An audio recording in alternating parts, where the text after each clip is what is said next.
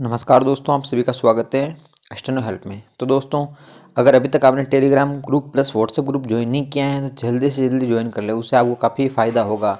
Link description में दी हुई है। और दोस्तों, आज की पीडीएफ है, कुछ देर बाद आपको मिलेगी। जैसे 9 बजे वीडियो पब्लिश कर दी जाएगी तो 11 से 12 बजे के बीच पीडीएफ आपको डिस्क्रिप्शन में WhatsApp group plus Telegram group पर मिल जाएगी। तो बिना समय गंवाए स्टार्ट करते हैं। 3, 2, 1 स्टार्ट।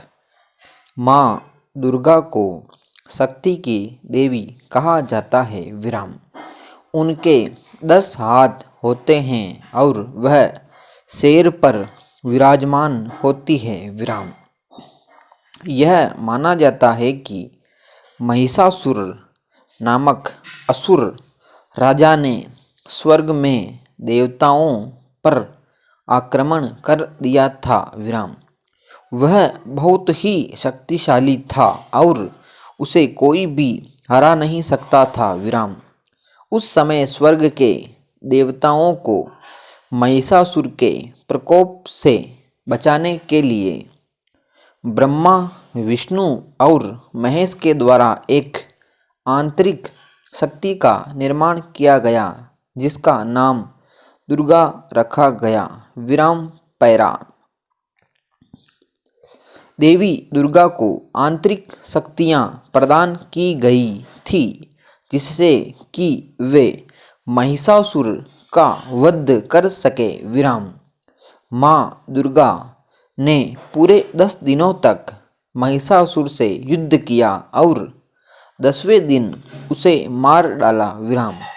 10वें दिन को दशहरा या विजयादशमी के नाम से भी जाना जाता है। विराम। रामायण के अनुसार भगवान राम से रावण को मारने से पहले माँ दुर्गा से आशीर्वाद प्राप्त करने के लिए चंडी पूजा की थी। विराम।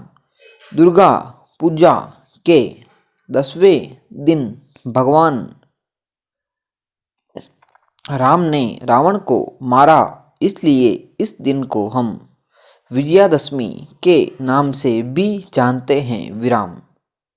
दुर्गा पूजा उत्सव को अच्छाई की बुराई पर जीत के प्रतीक के तौर पर मनाया जाता है। विराम पैरा।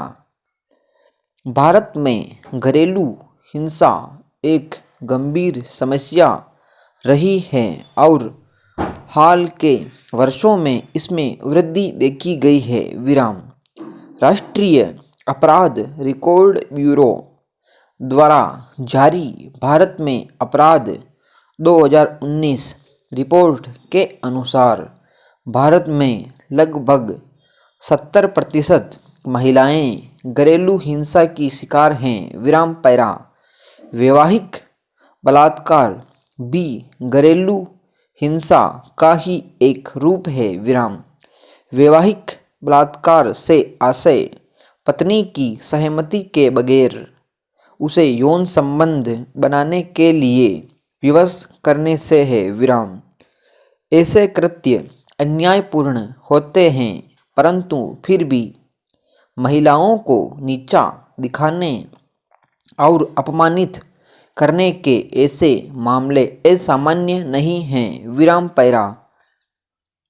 वर्तमान में विश्व के लगभग 100 से अधिक देशों में वैवाहिक बलात्कार को अपराध घोषित किया गया है, परंतु दुर्भाग्य से भारत विश्व के उन 36 देशों में से एक है जहां वैवाहिक बलात्कार को आज भी अपराध की श्रेणी में नहीं रखा गया है। विराम पैरा।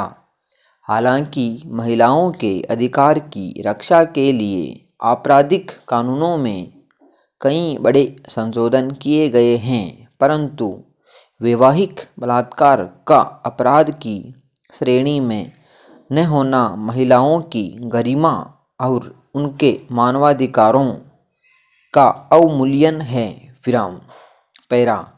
भारतीय दंड संहिता की धारा 375 के तहत निर्धारित बलात्कार की परिभाषा में एक महिला के साथ गैर सहमति संभोग से जुड़े सभी प्रकार के यौन हमलों को शामिल किया गया है। विराम। भारत में वैवाहिक बलात्कार का गैर अपराधीकरण आईपीसी की धारा 375 के अपवाद 2 से संबंधित है। विराम पैरा। आईपीसी की धारा 375 के अपवाद 2 के तहत 15 वर्ष से अधिक की आयु के पति और पत्नी के बीच अनैच्छिक संबंध को धारा 375 के तहत निर्धारित बलात्कार की परिभाषा से बाहर रखा गया है तथा इस प्रकार यह ऐसे कृत्यों के अभियोजन को रोक देता है। विराम पैरा। भारत में वैवाहिक बलात्कार की अवधारणा को निहित सहमति के प्रतिमान के रूप में देखा जा सकता है। विराम। यहाँ यह एक पुरुष और एक महिला के बीच विवाह का अर्थ है कि दोनों ने संभोग के लिए सहमति दी है और इसका कोई दूसरा अर्थ नहीं है। विराम समाप्त। तो दोस्तों ये थी डिक्टेशन। 5वें मिनट में थोड़ी स्पीड 90 के समथिंग चली गई थी, तो आप एडजस्ट करें और लिखने का अभ्यास करें। मिलते हैं नेक्स्ट वीडियो में। जय हिंद।